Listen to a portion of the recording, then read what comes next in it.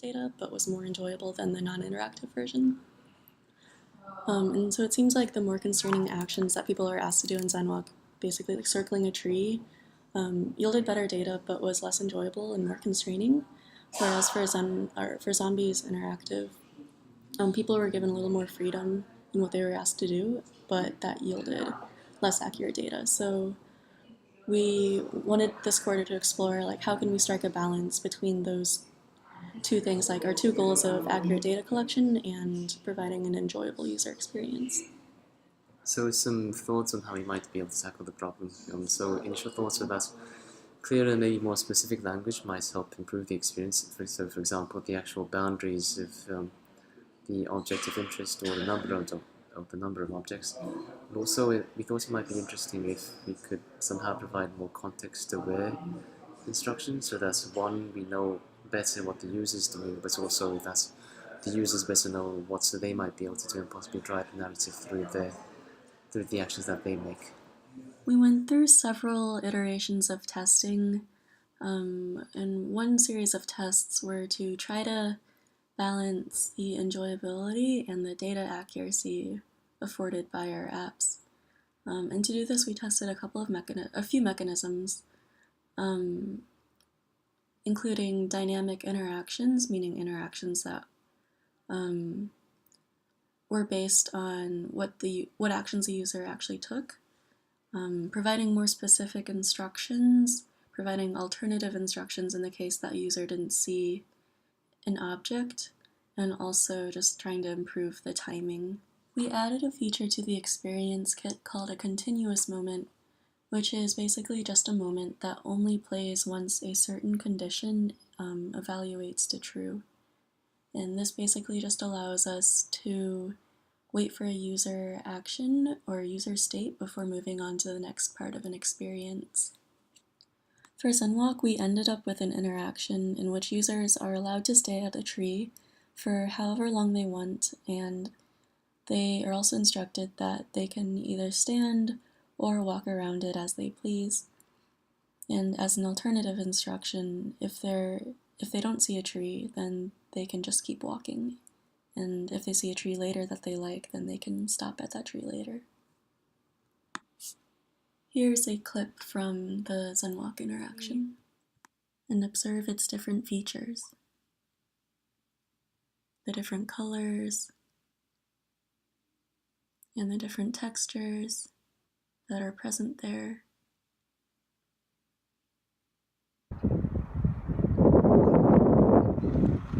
You can also walk around the tree if you want to look at it from a different perspective, or if you want to look more closely at a particular detail. So just stay here for as long as you'd like, building an awareness of the tree's presence and characteristics. And then when you're ready to move on, just continue walking on in any direction. We introduced another feature to the experience kit called a conditional moment, in which, based on a certain condition and whether it evaluates to true or false, a different moment will play. And this basically just allows us to play different interactions based on whether a user did a certain action or not. We use conditional moments in Zombies interactive interactions. Basically, in the interaction, a user is asked to sprint to a fire hydrant and pause and keep sprinting if there is no fire hydrant. And based on whether they paused or whether they kept running, we play a different audio file afterward. And here is an example of something from a Zombies interactive experience.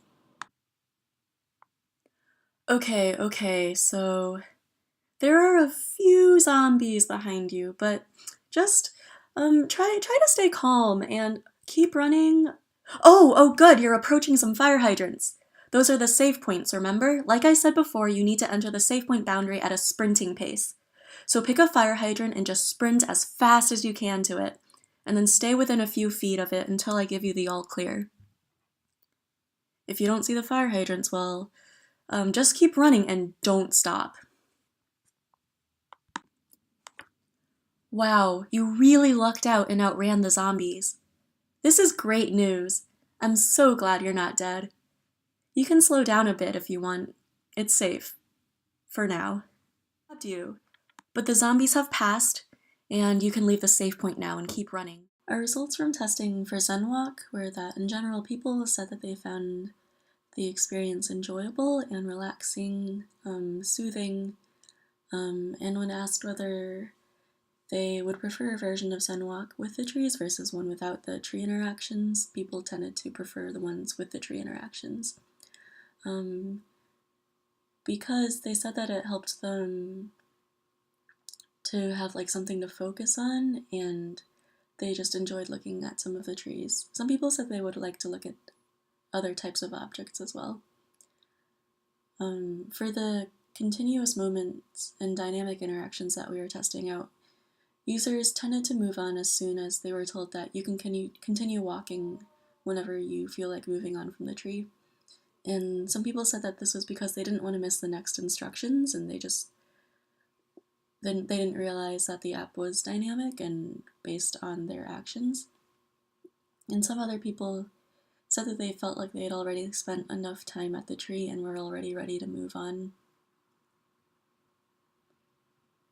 For Zombies Interactive, main feedback that we got was that people enjoyed that the app gave them feedback based on what actions they took. In general, people said that this helped them feel like the story was real, and they liked how they could use their actions to kind of control the story. Providing alternative instructions like this also helps prevent false positives from a data collection standpoint, because for the most part, we noticed that people only did the object interaction when there was an actual object, and when the object didn't exist, they went ahead and did the alternative interaction. We tested some scaffolded interactions that we built for Zombies Interactive, in which we ask users to, through their interactions, validate data and also collect data that goes beyond location. For the specific interaction that we tested, we asked users to interact with lampposts, which in the narrative we say is a possible power source that one of the teams might be interested in. And the users are then asked to check out whether there's a secret message written on the lamppost, which would take the form of a poster in the real world.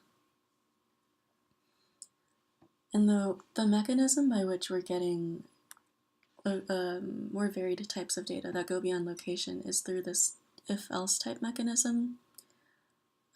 So like, if the user sees a fire hydrant or lamppost, then do this, otherwise do this.